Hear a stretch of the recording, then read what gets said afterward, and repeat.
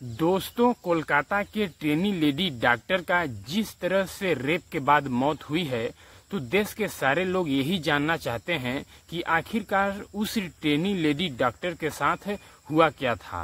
आखिरकार इस केस में क्या क्या चीजें सामने निकल कर आई हैं। ये केस हाई कोर्ट तक भी जाता है और साथ ही साथ एक केस जो है दोस्तों सुप्रीम कोर्ट तक भी जाता है। इसके बाद दोस्तों पश्चिम बंगाल के सरकार से कई तरह के सवाल किए जाते हैं। पश्चिम बंगाल के सरकार से ये भी पूछा जाता है कि उस ट्रेनी लेडी डॉक्टर का जो लाश थी वो सबसे पहले आप लोगों को कहाँ मिली थी। और दोस्तों साथ ही साथ पश्चिम बंगाल की पुलिस प्रशासन से ये भी सवाल किया जाता है कि उस ट्रेनी लेडी डॉक्टर का जो लाश थी वो तुम लोगों को सबसे पहले कहां और कब मिली थी।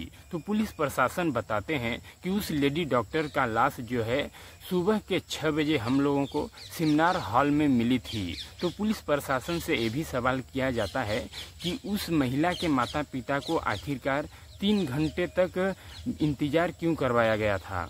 और साथ ही साथ ये भी पूछा जाता है कि उस परिवार वालों को उस महिला के डेड बॉडी को क्यों नहीं देखने दिया गया। और ये भी पुलिस प्रशासन से सवाल किया जाता है कि उस महिला की पोस्टमार्टम कब हुई थी और पोस्टमार्टम के बाद उस महिला की डेड बॉडी उसके घर वालों को कब सौंपी गई थी।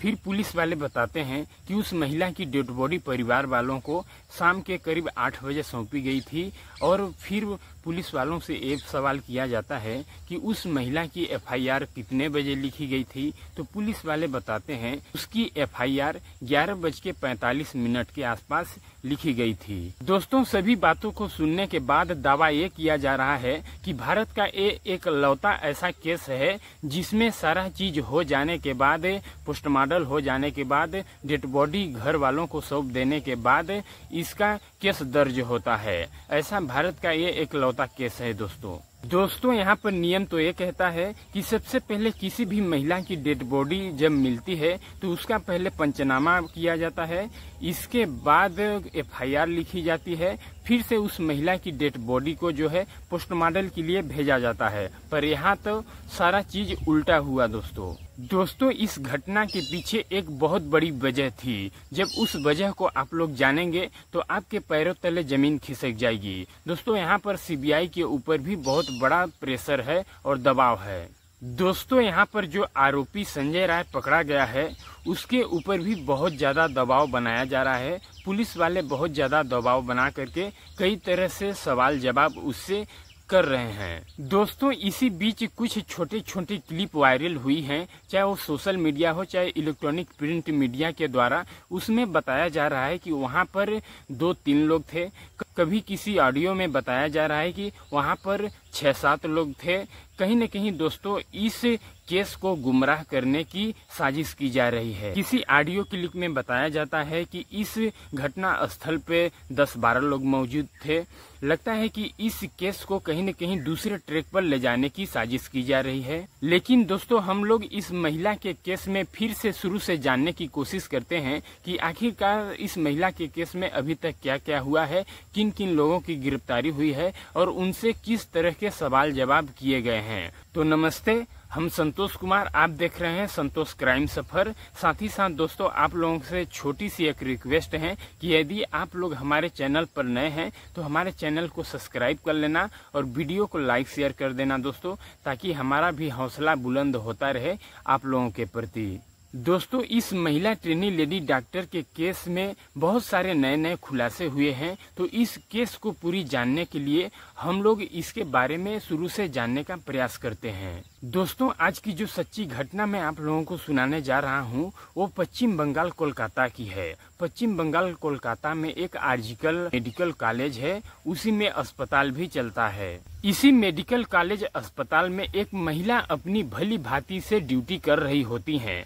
जिस रात उस महिला की मौत हुई थी वो थी 8 अगस्त 2024 की रात करीब शाम के 8 बजे उस महिला के पास उनकी मां का फोन आता है और उनकी माँ अपने बेटी से हाल समाचार लेती हैं कि बेटी तुमने अभी तक खाना खाया या नहीं खाया। तो बेटी कहती है मुस्कुराते हुए हंसते हुए कि माँ हम अभी खाना नहीं खाए हैं, अभी खाना खाने का वक्त नहीं हुआ है। और माँ से बेटी कहती हैं कि हमें माँ अभी अपने राउंड पे जाना है मरीजों को देखने के लिए, तुम फोन रखो, हम तुमसे कल बात करते हैं। फिर दोस्तों वो महिला ट्रेनी लेडी डॉक्टर जो थी वो अपने राउंड पर चली जाती हैं मरीजों को देखने के लिए, मरीजों से मिलती हैं और उनका हाल समाचार लेती हैं और जो जो चीज़ों की ज़रूरत होती है महिलाओं, जिन जिन चीज़ों की ज़रूरत होती है मरीजों को, उनको दवा देती हैं और सुई देती हैं। फिर देखते ही देखते रात के कब 2 बज जाते हैं उनको पता ही नहीं चलता है दोस्तों। फिर वो अपने कुछ मित्रों से, सहेलियों से जो उसी में काम कर रहे होते हैं, डॉक्टर ही होते हैं, उन लोगों से भी मिलती हैं और उन लोगों का भी हाल समाचार लेती हैं और पूछती हैं कि तुम लोग भी अभी तक खाना खाए हो या नहीं खाए हो। तो वो लोग भी बताते हैं कि अभी तक हम लोग भी खाना नहीं खाए हैं। तो महिला लेडी डॉक्टर जो होती हैं कि कोई बात नहीं है, हम सब लोग साथ में ही बैठ कर के खाना खा लेते हैं। फिर वो 4-5 लोग जो लोग होते हैं साथ में ही बैठ कर के खाना खाते हैं। खाना खाने के बाद ट्रेनी लेडी डॉक्टर अपने साथी और सहेलियों से कहती हैं कि हम थोड़ा सा थक चुके हैं और जा रहे हैं सेमिनार हॉल में आराम करने के लिए। तुम लोगों को हमारी किसी भी चीज़ की ज़रूरत पड़ेगी नीचे तो तुम लोग हमारे पास फ़ोन कर लेना, हम आ जाएंगे वहाँ पर। इस तरह की बातें बोलकर trainee lady doctor seminar hall में जाकर के आराम करने लगती हैं। दोस्तों सोशल मीडिया और मीडिया द्वारा बताया जाता है कि जिस रात ट्रेनी लेडी डॉक्टर का कत्ल और रेप हुआ था, दरअसल उस रात संजय राय जो है वो हॉस्पिटल में नहीं था, वो हॉस्पिटल से बाहर था। लेकिन उसी रात जो है संजय राय का जो एक दोस्त होता है वो हॉस्पिटल में भर्ती होता है। उसी को देखने के लिए रात में संजय राय अपने दोस्त के पास आता है और उससे कुछ बातचीत करता है और फिर अपने दोस्त को लेकर के अस्पताल से बाहर एक कोठे पर चला जाता है और उस कोठे पर संजय राय अपना शारीरिक संबंध यानी वेश्याओं से शारीरिक संबंध बनाता है और वहां पर उसका काम पूरा हो जाता है। फिर वो उस कोठे से निकल करके अपने दोस्त के साथ एक और दूसरे कोठे पर जाता है। जब दोनों दूसरे कोठे पर पहुंचते हैं तो उस कोठे के अंदर संजय राय का जो दोस्त होता है वो अंदर जाता है और संजय राय वहीं रोड पर बाहर अपने दोस्त का आने का इंतजार करता है। उस कोठे के अंदर उसका दोस्त वेश्याओं से मिलता है, अयाशी करता है। अयाशी करने के बाद वो जब बाहर आता है तो फिर दोनों दोस्त हॉस्पिटल के लिए चल पड़ते हैं और हॉस्पिटल के लिए जब आते हैं तो रास्ते में उन दोनों को एक महिला दिखाई देती है।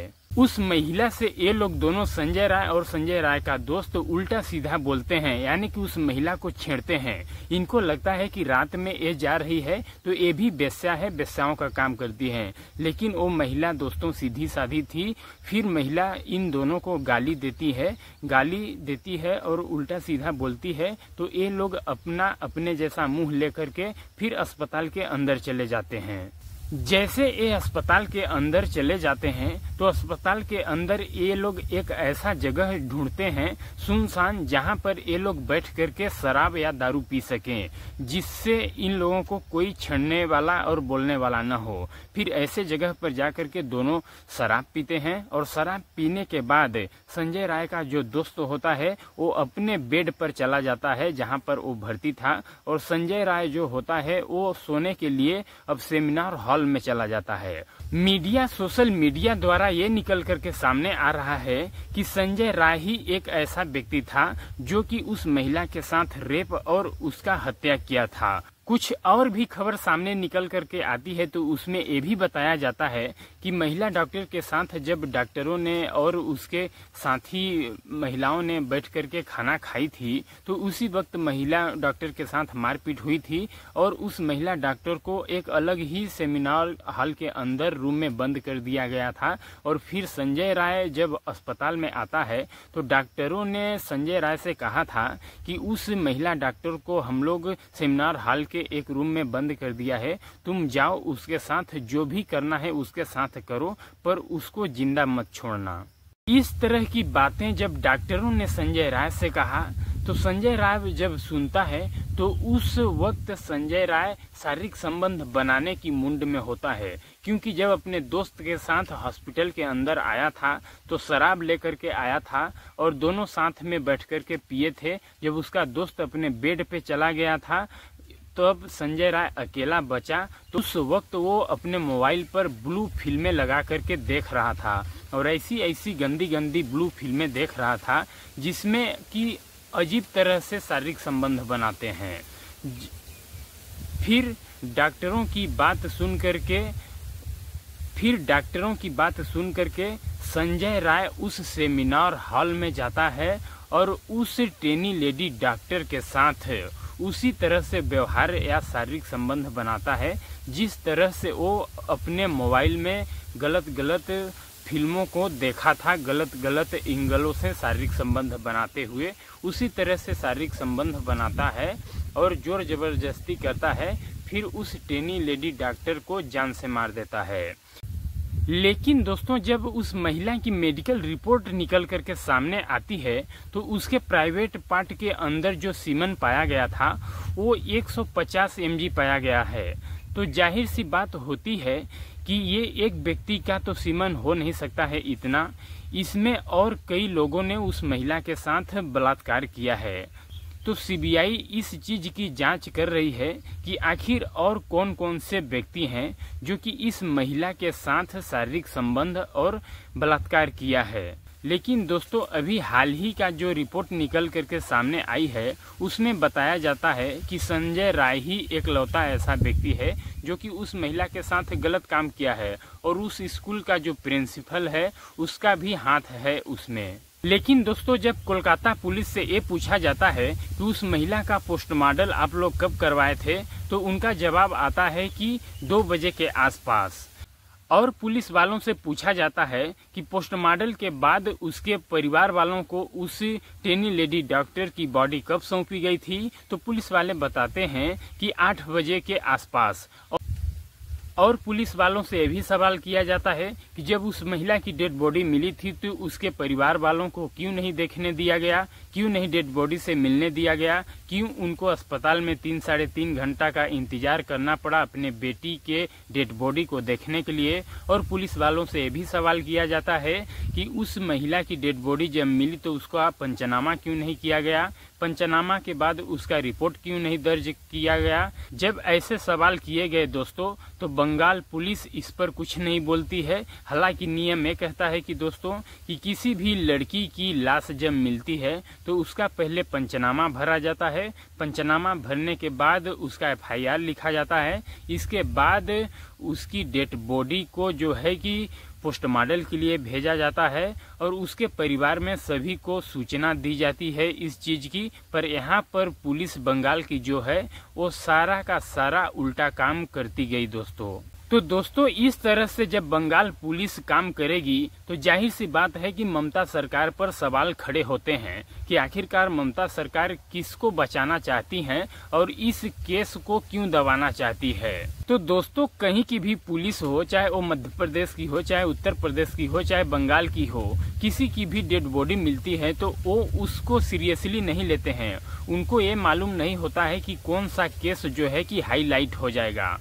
तो दोस्तों यहाँ कोलकाता वाला केस में जो भी अभी आरोपी सामने आया है, सीबीआई यही कहती है कि सीबीआई के रडार में अभी 2 ही लोग हैं, एक संजय राय है, एक जो उस कॉलेज का प्रिंसिपल है।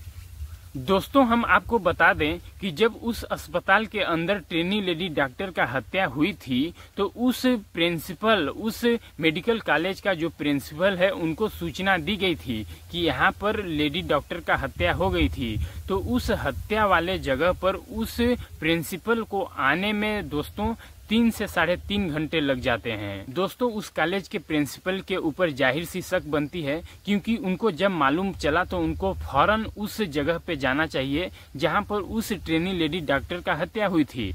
पर उन्होंने वहां पर जाने में 3-3.5 घंटे लगाए, क्योंकि वो उस हॉस्पिटल के जितने भी डॉक्टर नर्स स्टाफ थे उनके ऊपर दबाव बना रहे थे कि ये जो मर्डर हत्या है वो इस अस्पताल से बाहर न निकले। इसलिए डॉक्टरों पर दबाव बनाने के चक्कर में उन प्रिंसिपल को उस डेड बॉडी तक पहुंचने में 3 से 3.5 घंटे लगते हैं और ये खबर पुलिस तक पहुंचने में 5-6 घंटे लग जाते हैं।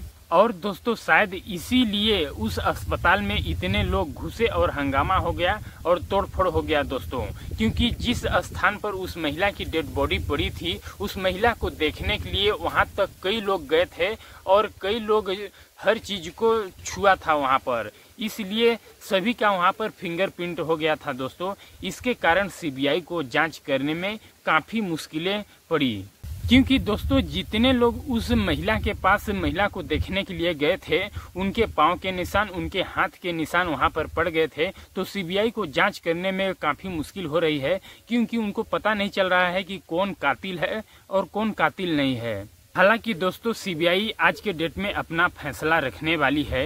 इसके बाद संजय राय का एक और टेस्ट लिया जाएगा, मोनोग्राफी या कुछ कहते हैं दोस्तों, हम भूल रहे हैं। उससे ये पता चलेगा कि संजय राय जो बातें बता रहा है कितना सच बता रहा है या कितना झूठ बता रहा है। उस टेस्ट से सारी बातें पता चल जाएगी। इस टेस्ट में दोस्तों संजय राय के शरीर में एक मशीन लगाई जाएगी, उससे वो जिस बात को बोलेगा तो वो मशीन बता देगी कि ये सही बात बोल रहा है या झूठ बोल रहा है। हालांकि दोस्तों सीबीआई जो है उसी अस्पताल में अभी तक जमौड़ा लगा के बैठी हुई है। वो 10-12 दिन तक वहां पर रह के उस अस्पताल की बारीकी से जांच करेगी। हालांकि दोस्तों सीबीआई जो है उस आर्जिकल मेडिकल कॉलेज हॉस्पिटल जो है उसका 3D मैपिंग प्रिंटिंग लेने वाली है। जब सीबीआई 3D मैपिंग प्रिंटिंग ले लेगी तो वो अपने ऑफिस से भी उस अस्पताल के बारे में पूरी छानबीन कर सकती है कि उस वक्त वहां पर कौन कौन से लोग मौजूद थे जब उस महिला की मर्डर हुई थी। सीबीआई को बार बार हॉस्पिटल आने की जरूरत नहीं पड़ेगी, वो वहीं से पूरी जांच कर लेगी फिंगरप्रिंट के द्वारा या पाँव के द्वारा कौन आया था कौन गया था। इससे सीबीआई को काफ़ी मदद मिलेगी। तो दोस्तों सीबीआई 22 अगस्त को अपना रिपोर्ट सुप्रीम कोर्ट को सौंपने वाली है। इसमें पता चलेगा कि कौन कातिल है कौन कातिल नहीं है और कितने राज इसमें दबे हुए हैं। उस चीज को हम दोस्तों अगले वीडियो में बताएंगे। आज के वीडियो में सिर्फ इतने ही दोस्तों। यदि वीडियो अच्छा लगा हो तो हमारे चैनल को सब्सक्राइब कर लेना दोस्तों। इस कहानी को सुनाने का उद्देश्य मेरा किसी को ठेस पहुंचाना, परेशान करना नहीं है, बल्कि आप लोगों को जागरूक करना है कि देश दुनिया में इस तरह की बहुत सारी घटनाएं घट रही हैं। आप लोग सतर्क और सावधान रहें दोस्तों। जय हिंद, जय भारत।